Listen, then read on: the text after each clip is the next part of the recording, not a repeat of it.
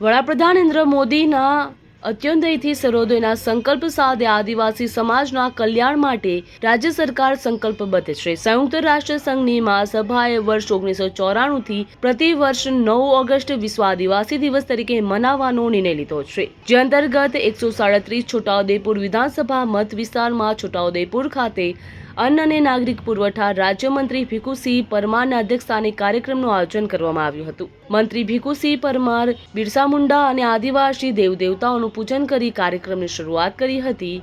આદિવાસી સ્વતંત્રતા સેનાની અને જનનાયક બિરસા મુંડાને બિહાર અને ઝારખંડના અંગ્રેજો સામે લાંબા સંઘર્ષ કરી આદિવાસી પ્રજાને ન્યાય અપાવ્યો હતો। તમને જણાવી દઈએ કે રાજ્યમંત્રી ભીખુસિંહે કહ્યું હતું કે રાજ્યભરમાં 14 આદિવાસી બહુલ જિલ્લાઓમાં વિશ્વ આદિવાસી દિવસની ઉજવણી કરવામાં આવી રહી છે, તેમજ વનબંધુઓને વિશ્વ આદિવાસી દિવસની શુભકામનાઓ પણ પાઠવી હતી। મુખ્યમંત્રી ભૂપેન્દ્ર પટેલની પ્રેરક ઉપસ્થિતિમાં ખેડબ્રહ્મા ખાતેથી યોજાયેલા વિશ્વ આદિવાસી દિવસના કાર્યક્રમનું ઉપસ્થિત સૌએ જીવંત પ્રસારણ નિહાળ્યું હતું, તેમજ સમાજના વિશિષ્ટ સિદ્ધિ મેળવનાર વિદ્યાર્થી, કલાકારો તથા રમતવીરોનું સન્માન કરવામાં આવ્યું હતું। આ ઉપરાંત પરંપરાગત આદિવાસી નૃત્ય પણ રજૂ કરવામાં આવ્યું હતું। આ કાર્યક્રમમાં છોટાઉદેપુરના ધારાસભ્ય, જિલ્લા કલેક્ટર અનિલ ધામેલિયા, જિલ્લા વિકાસ અધિકારી, જિલ્લા પોલીસ અધિક્ષક ઇમ્તિયાઝ શેખ, જિલ્લા ગ્રામ વિકાસ એજન્સીના નિયામક ભગત તેમજ લાભાર્થીઓને મોટી સંખ્યામાં વનબંધુઓ ઉપસ્થિત રહ્યા હતા। 9મી ઓગસ્ટ એટલે વિશ્વ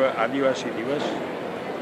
આજે વિશ્વના સૌ આદિવાસી ભાઈ બહેનોને આ દિવસની હું શુભકામનાઓ પાઠવું છું। સાથે સાથે આજે છોટાઉદેપુર ખાતે આ કાર્યક્રમનું આયોજન થયું।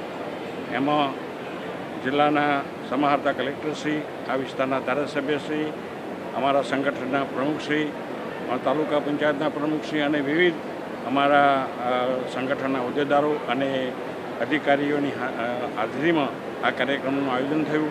સાથે સાથે આજે આ જિલ્લાની અંદર 297 જેટલા માતબર કામો લોકાર્પણ અને ખાતમુહૂર્ત પણ કરવામાં આવ્યું। એટલે કે ગુજરાતની અંદર અને આ દેશની અંદર મોદી સાહેબની દેશની સરકાર અને રાજ્યની ગોવિંદભાઈની સરકાર આદિવાસીઓના સર્વાંગી વિકાસ માટે સંપૂર્ણ પ્રયત્નો કરી રહી છે અને એનો આ ભાગરૂપે ફરીથી કહું છું કે આટલા બધા કામોનું આજે લોકાર્પણ અને ખાતમુહૂર્ત થયું।